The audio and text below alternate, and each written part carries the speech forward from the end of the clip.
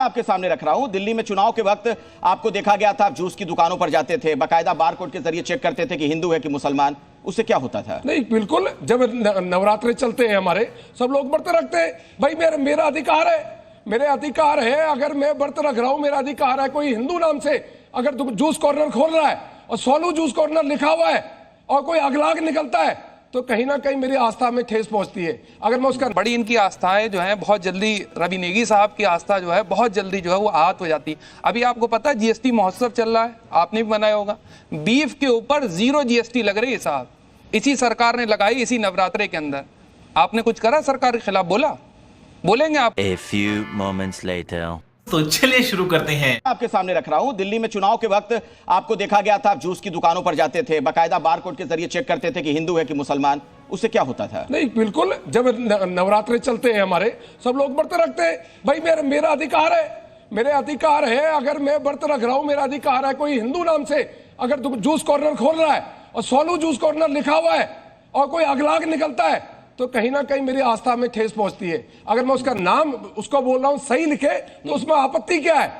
भाई व्यापार हमसे करना, हमारे लोगों से व्यापार तो करना, मुसलमान छुपाना, अगर किसी नाम क्यों छुपाना? अगर कोई मुसलमान है, जूस की दुकान या कोई भी दुकान चला रहा है, उसके यहाँ हिंदू जाकर खाना खा लेगा, जूस पी लेगा, तो उससे क्या हो जाएगा? एक बार बताइए, आजकल इतनी घटनाएं आते हैं। लौनी में एक जूस वाला था जो मुस्लिम समाज से आता था, आपने देखा नहीं है वो क्या मिलाते थे जूस कॉर्नर में? लोग डरे हुए, लोग सहमे हुए। मैं ये नहीं कहता कि सारे मुस्लिम करते, पर कुछ लोग करते हैं, जिसकी वजह से पूरे मुस्लिम समाज को इसका सामना करना पड़ता है। अगर नवरात्रों में हम लोग कह रहे हैं कि आप अपना नाम लिखिए, अपने दिखाइए, तो उसमें आफत क्या है? मैंने फिर कहा, जब शुक्रवार मैं अगला सवाल आपसे पूछूं, जो आप पर आरोप है उस पर मैं आऊंगा रवि जी। उससे पहले मैं दर्शकों को जरा बता दूं, आप दिल्ली चुनाव अगर याद करिए, जो दिल्ली में चुनाव हुआ था, आपको याद होगा मंच पर यही वो शख्स थे, रवि नेगी मौजूद थे, जो प्रधानमंत्री मोदी ने जब इनके पैर छुए थे, बड़ी उसकी चर्चा हुई थी। और मनीष सिसोदिया के बारे में कहा जाता है कि वो विधानसभा क्षेत्र छोड़कर इसीलिए चले गए थे क्योंकि वहां पर इन्होंने चुनाव लड़ने की बात कही थी और अभय ओझा को भी आपने हराया था।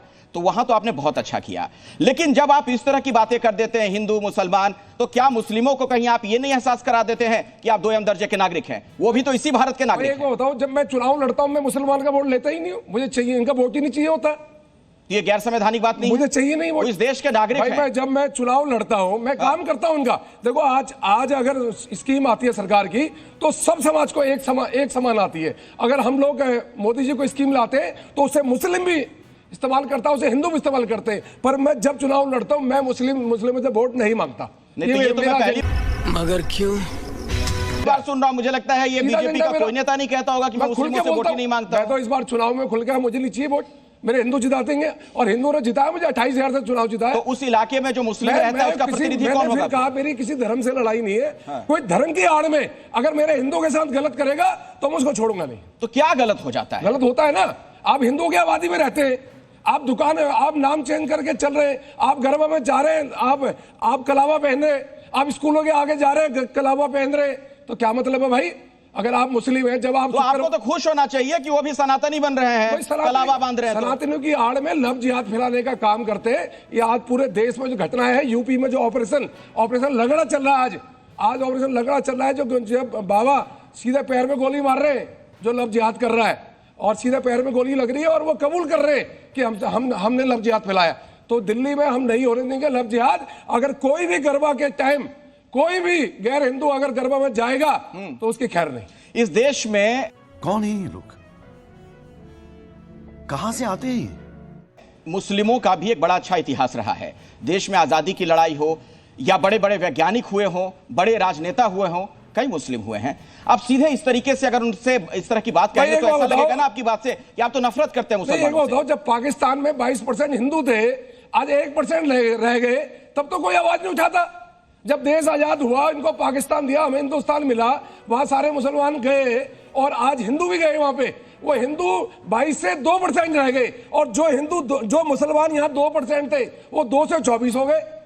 तो तब तो कोई कुछ नहीं बोलता। हम लोग सबको साथ लेकर चलते हैं, लोकतांत्रिक देश है।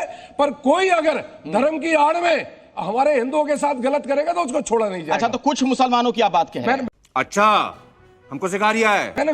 मैंने कहा कुछ मुसलमानों को ऐसे, पूरे मुसलमानों आप कह रहे हैं कि मैं वोट नहीं मांगता हूं मुसलमानों से, तो उसमें तो सभी मुसलमान आ गए। मांगता ही नहीं, मैं तो आज भी बोल रहा हूं, मैं मांगता ही नहीं वोट। मेरा बयान देख लीजिए, मैं खुल के बोलता हूं मुझे वोट नहीं चाहिए, पर काम करता हूं मैं मुसलमानों का। तो आपके इलाके में जो मुसलमान रहता है उसका प्रतिनिधि फिर आपके अलावा कौन होगा? विधायक तो आप ही है ना वहां के? काम तो मैं ही करता हूं ना उनका। मेरे कार्यालय में अगर वो आते हैं, उनके काम होते, वोट नहीं चाहिए। वोट चाहिए नहीं? नहीं चाहिए नहीं। तो ये सिर्फ आपका व्यक्तिगत स्टैंड है कि बीजेपी के बाकी मेरा लोग भी यही कह व्यक्तिगत रहे हैं? स्टैंड है, बीजेपी का नहीं, मेरा व्यक्तिगत स्टैंड है।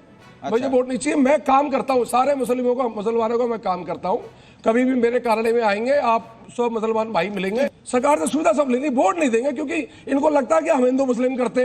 भाई सबका साथ सबका विश्वास, मैंने फिर कहा आज योजनाएं देश में आ रही है तो उससे बराबर उसे हिंदू भी प्रयोग करता है, उसे मुसलमान भी प्रयोग करता है। पर जब वोट की बारी आती है, हम कुछ भी कर लें, ये हमें वोट नहीं देते, इसलिए वोट ही नहीं चाहिए। अच्छा, मुझे एक बात बताइए कि मुसलमान भी इस देश के नागरिक हैं, करोड़ों में उनकी आबादी है, ऐसा नहीं कि कुछ हजारों में है या लाखों हैं कि आप कहेंगे भाई कहीं और चले जाओ या हम तुमसे बात नहीं करते हैं, तुम्हारा वोट नहीं चाहिए। क्या देश इससे कमजोर नहीं होगा जब आप उनको शक की निगाह से देखेंगे? मेरे आइडियल अब्दुल कलाम है, मैं उनको मानता हूं। इस देश में ऐसे भी मुसलमान हुए जिनको हम मानते हैं, पर कुछ मुसलमान के चक्कर में जो पूरी कौम को जो झुकना पड़ता है वो कहीं ना कहीं सबको दिख रहा है। अच्छा नेगी साहब, यहाँ पर जो मेरे साथ तमाम बैठे हुए गेस्ट वो भी आपसे सवाल पूछेंगे, लेकिन उससे पहले मेरा एक सवाल है, बड़ी ईमानदारी से जवाब दीजिएगा। आप कचहरी में हैं, कटघरे में आप बैठे हुए हैं, मुझे ईमानदारी से आप बताइए कि वाकई में आप मुसलमानों से इस कदर नफरत करते हैं कि आप कह रहे हैं कि मुझे वोट नहीं चाहिए, या वोट के लिए सब कुछ करते हैं आप? ये दिल से बोल रहे हैं या वोट के लिए बोलते हैं? मैंने फिर कहा मेरी नफरत नहीं है भाई मुसलमानों से, पर मुझे पता उन्हें वोट ही नहीं देना, इसलिए मैं वोट ही नहीं चाहिए तुम्हारा। जब वोट देना ही नहीं है, मैं 2020 में चुनाव लड़ा सिसोदिया के खिलाफ, तो एक मुसलमानों का बूथ है, उस बूथ से मुझे मात्र 75 वोट पड़े और सिसोदिया जी को पड़े 2900 वोट, मुझे पड़े 75 वोट। अब जब मुझे वोट ही नहीं दे रहा तो मुझे वोट क्यों मांगना इनसे? इसलिए भाई वोट नहीं चाहिए, काम करेंगे, वोट नहीं चाहिए। अच्छा, हमको सिखा रिया है। अभी मजा आएगा ना भिड़ो। जय हिंद, जय संविधान। देखिए, रवि नेगी साहब ने इस वक्त तो आदरणीय प्रधानमंत्री जी को अपमानित करने वाली बात कही है, और वो किस बुनियाद पे कही है? क्योंकि आदरणीय प्रधानमंत्री जी कहते हैं कि सबका साथ, सबका विकास, सबका विश्वास, और ईद में जो है आदरणीय प्रधानमंत्री जी जो हैं वो मुसलमानों के घर से आया हुआ खाना भी खाते हैं। अच्छा, बड़ी इनकी आस्थाएं जो हैं बहुत जल्दी, रवि नेगी साहब की आस्था जो है बहुत जल्दी जो है वो आहत हो जाती। अभी आपको पता है जीएसटी महोत्सव चल रहा है, आपने भी बनाया होगा, बीफ के ऊपर 0 जीएसटी लग रही है साहब, इसी सरकार ने लगाई, इसी नवरात्रे के अंदर। आपने कुछ करा सरकार के खिलाफ? बोलेंगे आप? अरे बाप रे, ये तो धोती खोल रहा है। सरकार के खिलाफ बोलेंगे? आपके दो अल्फाज बोल करके दिखाएंगे अपनी सरकार के खिलाफ। अच्छा चलिए, ये तो बड़ी बात है, आप नहीं बोल पाएंगे। आपको अपना मैनिफेस्टो याद है दिल्ली का, जो 500 रुपए में आप सिलेंडर बांट रहे थे, 2500 रुपए औरतों के खाते में आ रहे थे, 300 यूनिट बिजली फ्री हो रही थी, वो यहाँ दिल्ली मुझे कैसे भी करके निकाल मेरे भाई, मैं फंस गया हूँ यहाँ। कि जनता को असल में दिखाई नहीं पड़ रही, इसीलिए जो ध्रुवीकरण के मुद्दे हैं वो जानबूझ करके उठाए जाते हैं, जो एक सेलेक्टिव नैरेटिव है।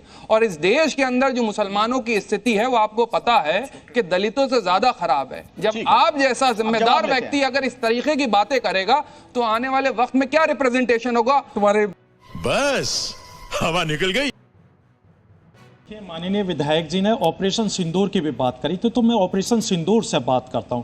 देखिए, ऑपरेशन सिंदूर के अंदर जिस तरीके से हमारे भारतीय भाइयों को मारने के लिए जिस तरीके से इंसान की शक्ल में हैवान आए थे, वहीं पर इंसानियत को बचाने के लिए इंसान की शक्ल में मुसलमान थे। ये पूरे देश ने देखा। और अभी आपने कहा कि भी भारत के किसी भी मुसलमान ने ऑपरेशन सिंदूर के बीच में कोई आके समर्थन नहीं करा। 140 करोड़ की आबादी में भारत का मुसलमान भी है, और इसी पूरी दुनिया के अंदर डंका बजाने वाले बैरिस्टर असदुद्दीन ओवैसी साहब को एक डेलीगेशन के तौर पे पूरी दुनिया के अंदर भारत के लिए भेजा गया था। इस बात को पूरी दुनिया जानती है। और रही बात ये, तुम्हें शर्म है? कुछ शर्म आया है कि अभी आपने कहा कि गरबा में जो गैर मुस्लिम, गैर हिंदू जो आते हैं तो नाम बदल के आते हैं, आपने इस तरीके का कहा। तो आप ही तो लोग ये कहते हैं कि भी यहाँ पर अपनी आइडेंटिटी बताइए। पहले तो आप कहते खुद उकसाते कि अपनी आइडेंटिटी बताइए, वो आइडेंटिटी बताते हैं, फिर वो जैसी गरबा के अंदर आते हैं तो फिर मार पीट के उसको कह देते हैं भाई ये तो लव जिहाद करने के लिए।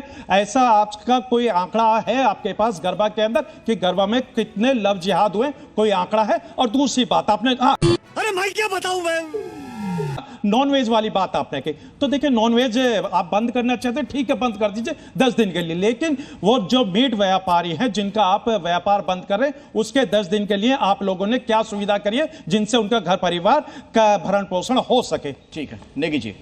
बस हवा निकल गई। ये तो लेने के देने पड़ गए।